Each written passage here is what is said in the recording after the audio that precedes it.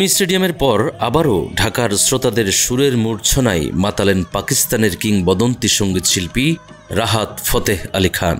আর এবার দর্শক শ্রোতাদের অবাক করে দিয়ে উপমহাদেশের এই কিংবদন্তি শিল্পী গাইলেন বাংলা গান।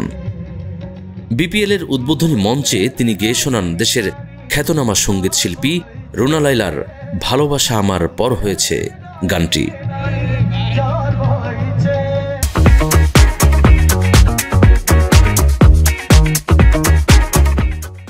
গতকাল সোমবার ঢাকার শেরেবাংলা ক্রিকেট স্টেডিয়ামে রাত ৯টায় মঞ্চে উঠে চিরচেনা ভঙ্গিতে রাহাত ফতেহ আলী খান দর্শকদের উদ্দেশ্যে বলেন, ভালোবাসা বাংলাদেশ, প্রথমবার বিপিএলে গাইতে পেরে কৃতজ্ঞতা প্রকাশ করছি।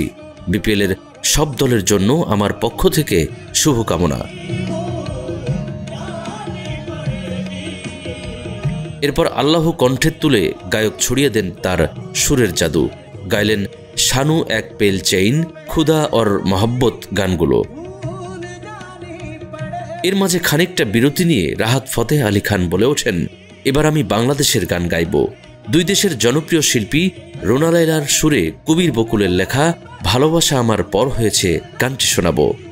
এ সময় করতালিতে মুখরিত হয়ে ওঠে পুরো কনসার্ট স্থল। সবার কণ্ঠেই তখন গায়কের জয়ধ্বনি।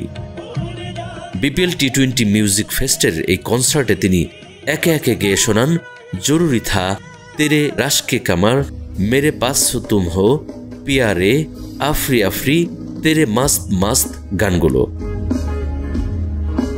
এর আগে রুনা লায়লার সুরে বাংলা গানে কণ্ঠ দিতে পেরে রাহাত ফতেহ আলী খান বলেছিলেন, রুনা লায়লাজির মতো একজন কিংবদন্তির সঙ্গে কাজ করতে পেরে আমি গর্ববোধ করছি।